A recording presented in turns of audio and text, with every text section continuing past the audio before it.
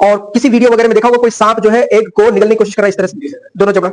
तो ऐसे ही मान के चलिए कि ये मान लीजिए एग है, तो एग के पोस्टीरियर भाग से, पोस्टीरियर का मतलब पीठ के भाग से, पिछले हिस्से से एपिडिडाइमिस ऐसे पकड़ा जाता है। मतलब आपसे सवाल पूछा जाता है कि सबसे ज्यादा कुंडलित संरचना टेस्टिस के संरचना में कौन सी होती है, तो आपको बताना है एपिडिडाइमिस। ये लगभग 6 मीटर लंबी होती है, 6 मीटर्स, 6 मीटर लंबी संरचना होती है।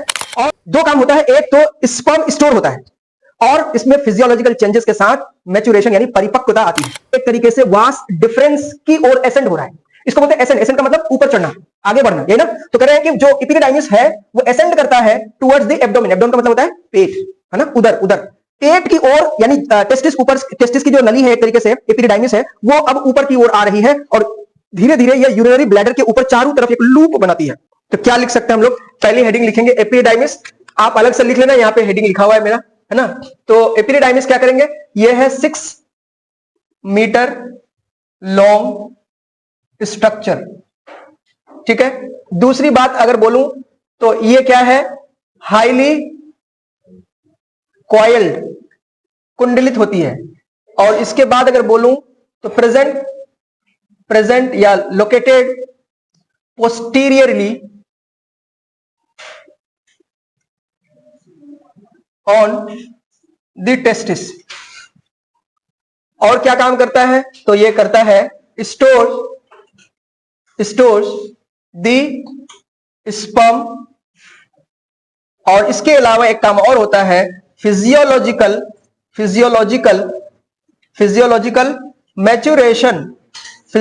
मैच्योरेशन ऑफ स्पर्म यहीं पे होता है। हिंदी में लिख देता हूं, क्या है देखिए जरा, यहां पे लिखेंगे 6 मीटर लंबी संरचना, 6 मीटर लंबी संरचना होती है। इसके अलावा अगर हम बात करेंगे तो ये क्या होता है, अत्यधिक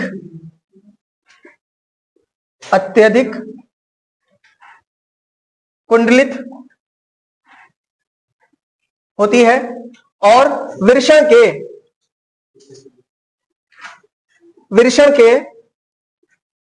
पोस्टीरियर को बोलते हैं पृष्ठीय भाग, है ना। वृषण के पृष्ठीय भाग पर स्थित ये। और इसके अलावा अगर हम बात करेंगे, ये क्या करता है, शुक्राणु को या शुक्राणुओं का भंडारण, ठीक है, भंडारण करता है यानी स्टोर करता है। उसके अलावा क्या होता है, शुक्राणुओं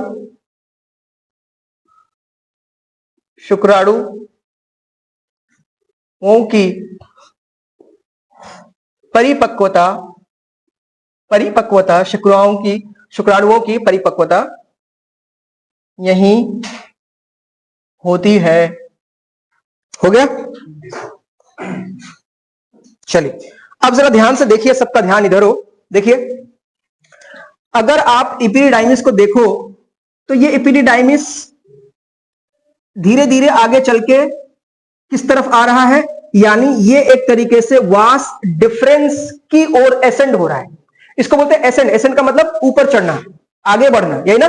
तो कह रहे हैं कि जो एपिडिडाइमिस है वो एसेंड करता है टुवर्ड्स द एब्डोमेन। एब्डोमेन का मतलब होता है पेट, है ना, उधर उधर पेट की ओर, यानी टेस्टिस ऊपर, टेस्टिस की जो नली है एक तरीके से एपिडिडाइमिस है, वो अब ऊपर की ओर आ रही है और धीरे धीरे यह यूरिनरी ब्लैडर के ऊपर चारों तरफ एक लूप बनाती है।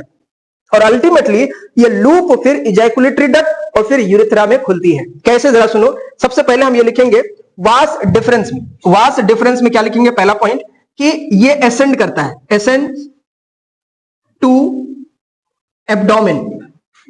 एक लाइन एनसीईआरटी की है, एसेंड टू एब्डोमेन। और क्या करता है,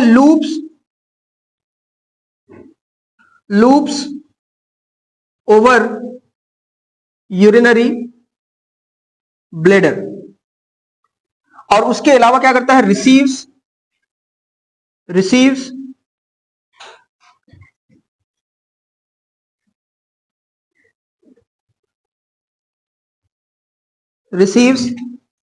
the duct from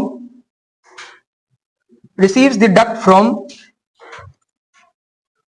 ejaculatory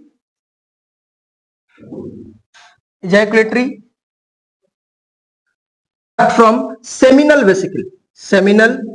vesicle and opens into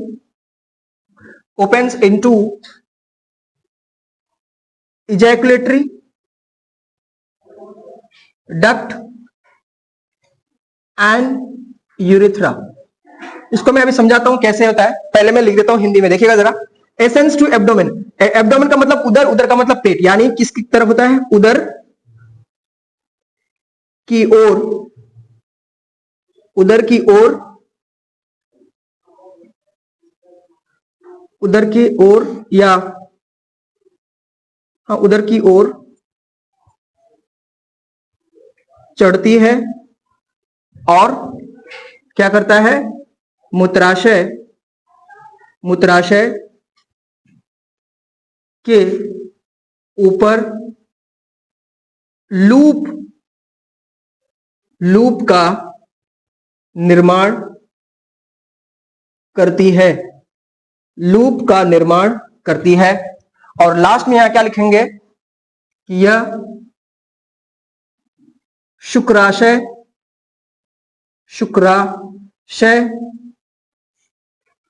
से, यह शुक्राशय आती हुई नली या वाहिका,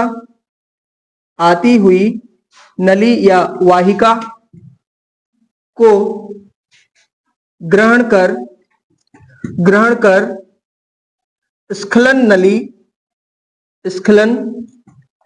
नली तथा मूत्र मार्ग में खुलती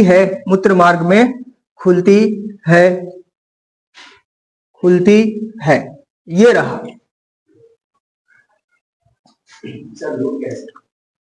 लूप क्या है? लूप गोलाकार संरचना, जैसे एक ऊन का गोला लो, तो ऊन का गोला लपेटा हुआ रहता है तो वो एक लूप का फॉर्मेशन करता है। धागा को जब आप फोल्ड कर देते तो एक लूप बनाता है। एक वायर को फोल्ड करके एक छोटा सा गोलाकार बनाओगे तो वो लूप हुआ। तो ये टर्म दोनों में कॉमन है, हिंदी में भी और इंग्लिश में भी। अभी आपको और समझ में आ जाएगा मैं जब डायग्राम बनाऊंगा। ये वाला हो गया। आप चूंकि पहली बार पढ़ रहे हो, कोई भी चीज पहली बार पढ़ोगे तो यार टफ लगेगा। अब पहली बार, दूसरी बार, तीसरी बार, चौथी बार जब पढ़ते हो तब चीजें आसान लगने लगती है। नाम जब याद हो जाता है ना, टर्म याद हो जाते हैं, शब्दावली जब याद हो जाती है, तब लगता है कि ये सुना हुआ बात है। तो अब इससे तो कोई भागने का रास्ता नहीं कि आप इसको शॉर्टकट कुछ ले लें। नाम है तो नाम है। चलिए अब हम लोग बात करते हैं मेल रिप्रोडक्टिव सिस्टम की जो संरचना है वो बनाते हैं। देखिए सबसे पहले एक बार आप देखिएगा, मैं यहां सबसे पहले यूरिनरी ब्लैडर बनाता हूं। ये मान लीजिए यूरिनरी ब्लैडर है। यूरिनरी ब्लैडर ये कुछ इस टाइप से यूरेटर पाए जाते हैं जो कि किडनी से आते हैं। ये किडनी से आते हैं और इसको बोलते हैं यूरेटर।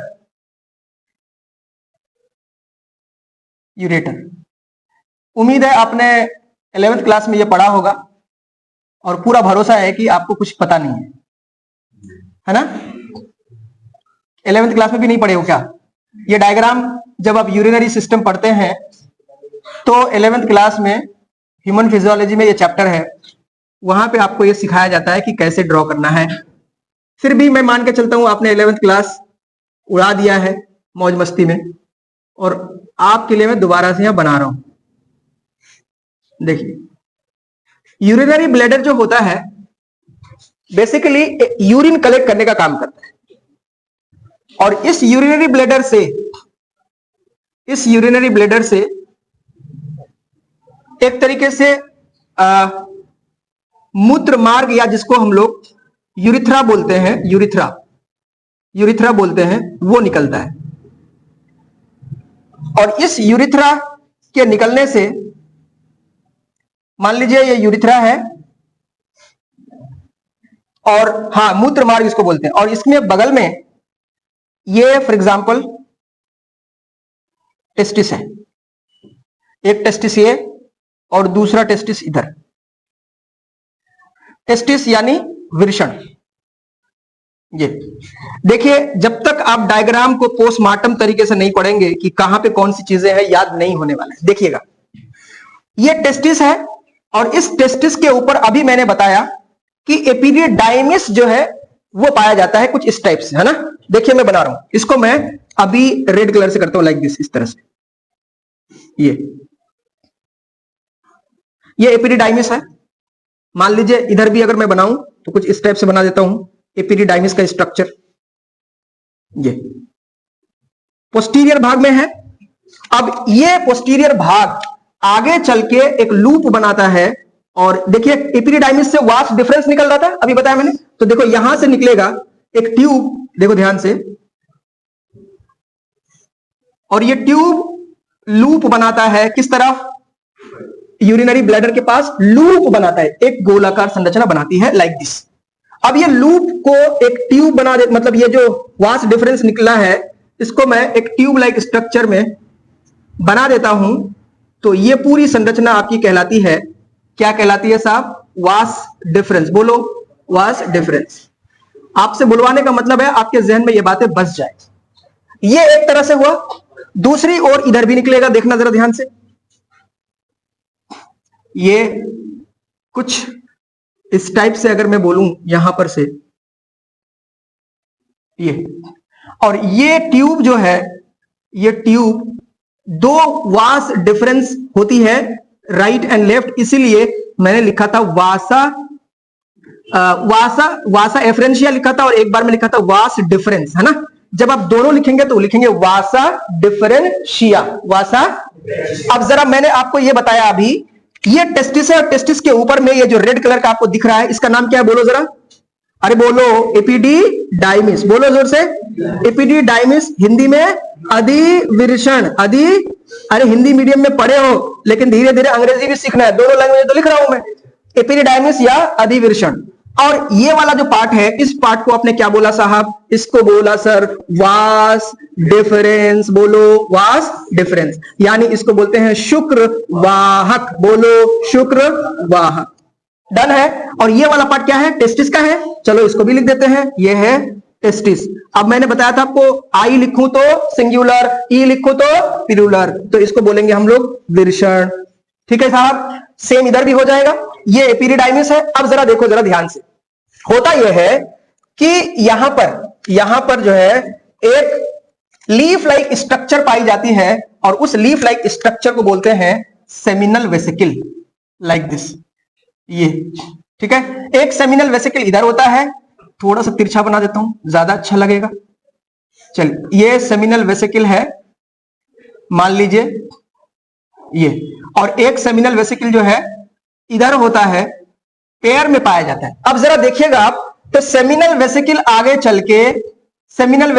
चल के मैंने अभी आपको लिखवाया कि सेमिनल वेसिकल से ट्यूब आती है, वास डिफरेंस ओवर जाकर के यूरिनरी ब्लैडर के ऊपर में लूप बनाता है और वो लूप फिर धीरे धीरे आगे बढ़ती है और इजैकुलेटरी डक्ट और साथ में यूरिथ्रा में खुलता है। यही तो बताया। देखिएगा सेम डायग्राम आपके पास आ रहा है कि नहीं आ रहा है, वो ध्यान से देखिएगा। देखिए, तो ये आपका इधर से आएगा वास डिफरेंस, है ना।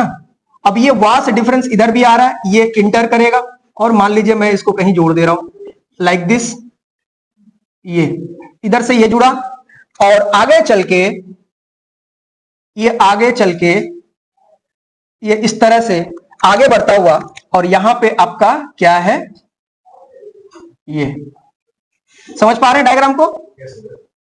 एक एक चीज जो मैं लिखवा रहा हूं वो आपको कनेक्ट करना है। देखिए, अब ये धीरे धीरे आगे बढ़ेगा, यानी कुल मिलाकर अगर हम बात करेंगे तो ये ट्यूब लाइक स्ट्रक्चर आगे बढ़ेगी और ये ट्यूब लाइक स्ट्रक्चर जो है इजैकुलेटरी डक्ट का फॉर्मेशन करता है और फिर धीरे धीरे यहां पे यूरिथ्रा में जाके खुल जाता है लाइक दिस।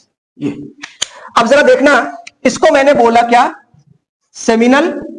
बोलो सेमिनल वेसिकल, यानी शुक्राशय। क्या बोला, शुक्राशय। अब शुक्राशय आगे चल के खुलेगा किसमें, इस वाले पार्ट को क्या बोलते हैं, यूरिथ्रा। क्या बोलते हैं, यूरिथ्रा। यूरिथ्रा का मतलब होता है मूत्र मार्ग, मूत्र मार्ग। अब जरा देखिए, इसके बेसिस पे यूरिनरी ब्लैडर, ये वाला पार्ट आपने बोला सर इसको बोलते हैं यूरिनरी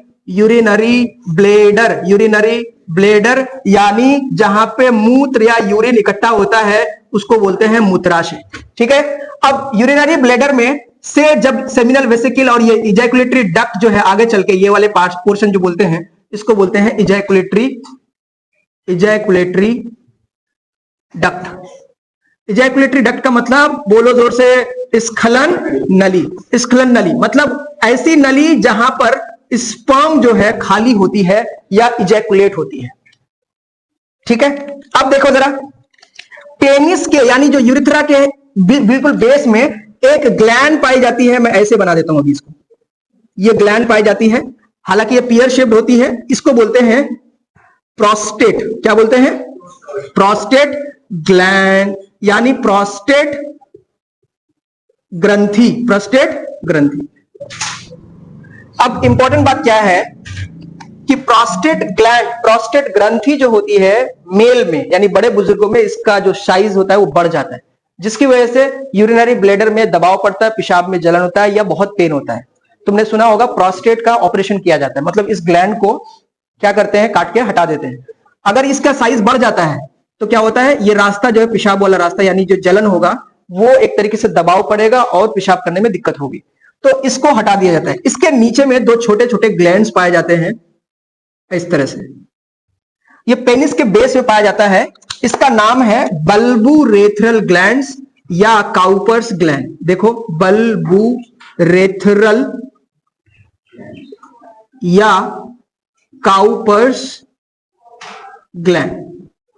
बल्बुरेथ्रल ग्लैंड को हिंदी में भी बल्बुरेथ्रल बोलते हैं, एनसीईआरटी में लिखा हुआ है। एक और नाम दिया है लेकिन हम जो है उसको ही इस्तेमाल करेंगे अगर उसकी हिंदी दी हुई, ताकि आपको आसानी रहे। बल्बुरेथ्रल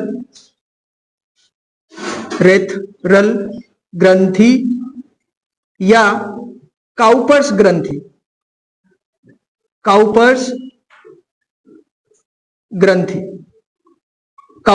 देखिए जरा सुनिए, इसके पेनिस के बेस में, ये आपने बोला यूरेथ्रा है, इसके साथ में ये वाला पार्ट जो है, जैसे कि मैं अगर बोलूं, एक ये पेनिस का बेस जो है कुछ इस टाइप से होता है। पहले तो मैं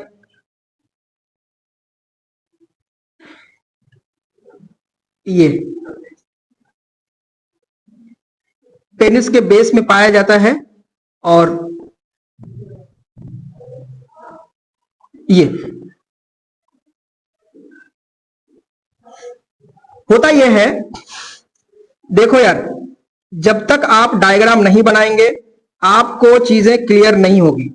और रिप्रोडक्टिव सिस्टम का डायग्राम अगर आप नहीं पढ़ रहे हैं तो समझ लीजिए कि आपने इसकी बहुत सारी चीजों से मिस कर दिया। अब जरा देखिए, ये पेनिस का बेस होता है और इस बेस में बल्बुरेथ्रल या काउपर्स ग्लैंड पाया जाता है, जो कि एक तरीके से लुब्रिकेशन प्रोवाइड करता है। बल्बुरेथ्रल या काउपर्स ग्लैंड के बारे में आगे बात करेंगे। ये क्या करता है, प्रोवाइड्स लुब्रिकेशन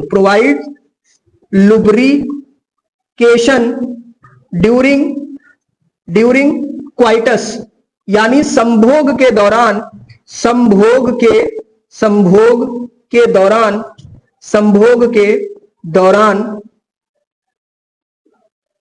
चिकनी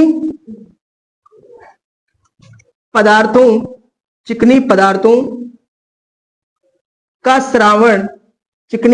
का स्रावण करती है। कौन सी ग्लैंड? Cowper's gland. अब जरा देखना ध्यान से, इसको हमने बोला ये है पेनिस।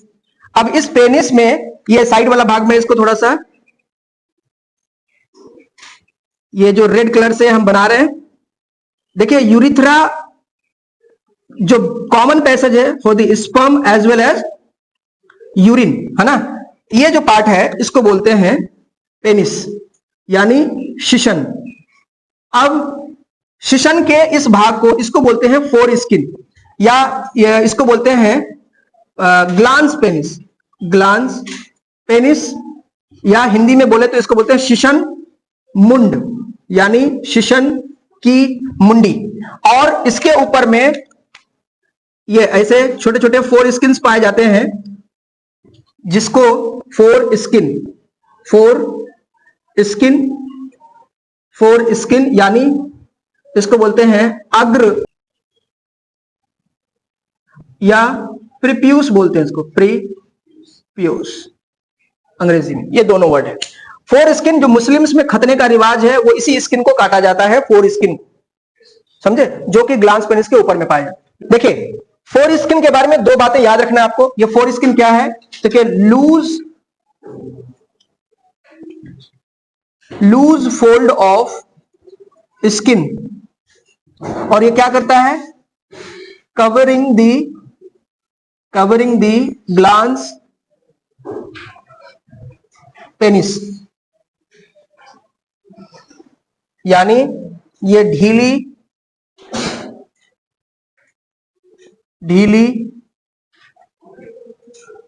मुड़ी हुई त्वचा होती है, और ये क्या करता है, यानी जो ग्लांस पेनिस यानी शिशन मुंड को ढक देती है।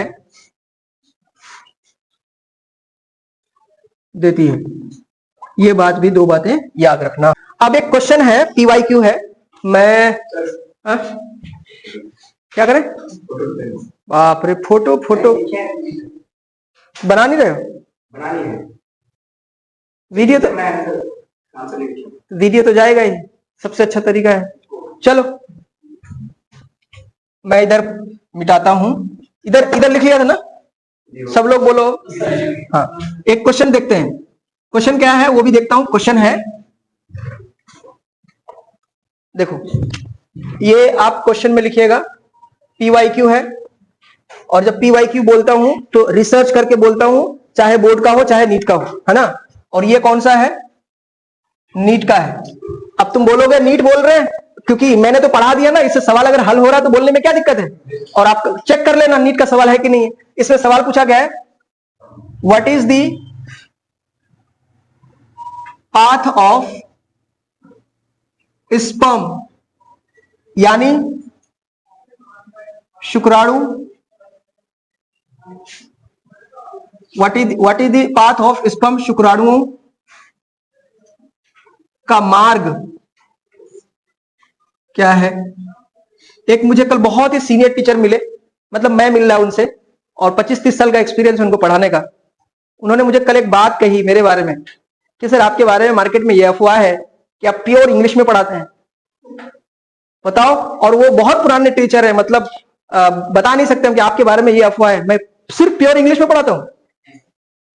मतलब दोनों लैंग्वेज साथ में लिखते हैं। और कौन जो अफवाह फैलाया भाई साहब कि हिंदी मीडियम वाले बच्चे को जो है वो क्या बोलते हैं उसको, हिंदी में पढ़ाते ही नहीं है, सिर्फ इंग्लिश में पढ़ाते हैं, CBSE वाले पढ़ते हैं, ऐसा है क्या यार। दोनों लैंग्वेज साथ में लिखते हैं भाई, लेकिन फिर भी अफवाह है। और उन्होंने बोला है तो मैं इसको बिल्कुल 100% मानता हूं, क्योंकि बहुत सीनियर टीचर है और उनके पास 25-30 साल का एक्सपीरियंस है, तो जाहिर है कितना हजार स्टूडेंट होगा, मतलब पढ़ाया होगा उन्होंने, 97-98 से पढ़ा रहे हैं, और इतने सीनियर टीचर बोल रहे हैं, तो इसका मतलब है कि किसी ने मामला खराब तो किया है, कि सिर्फ जो है अंग्रेजी वाले पढ़ते हैं। खैर, दोनों मीडियम साथ में पढ़ाने का मेरा कारण यह है कि हिंदी वाले बेचारे कमजोर आते हैं तो उसको इंग्लिश आ जाए, और इंग्लिश वाले जो CBSE वाले आते हैं उनकी भी अंग्रेजी बहुत अच्छी नहीं होती है, तो वो हिंदी में थोड़ा थोड़ा करके दोनों लैंग्वेज समझ में आ जाए। मैं तो 10 साल से पढ़ा रहा हूं, तो मुझे भी पता है ना कि अंग्रेजी वाले की कितनी अंग्रेजी अच्छी है, हिंदी वाले की कितनी अंग्रेजी अच्छी है। तो दोनों लैंग्वेज बहुत कम जगह पे आपको मिलता है, एक साथ में होता है। एक टीचर दोनों लैंग्वेज में पढ़ाता है, लेकिन अलग अलग बैच होता है, हिंदी मीडियम का अलग, इंग्लिश मीडियम का अलग। और जब दोनों लैंग्वेज एक साथ में हो तो डिफिकल्ट टीचर के लिए, स्टूडेंट के लिए ज्यादा फायदा है। चलिए, अब सवाल क्या है, what is the path of sperm, यानी शुक्राणु का रास्ता क्या है। अब आप लोग बताएंगे, बताइए मुझे, सबसे पहले स्पर्म कहां बनता है, जोश बोलो, स्पर्म कहां बनता है, सेमनीफेरस टिब्यूल्स में, बताया था कल ही, बताया सेमनीफेरस।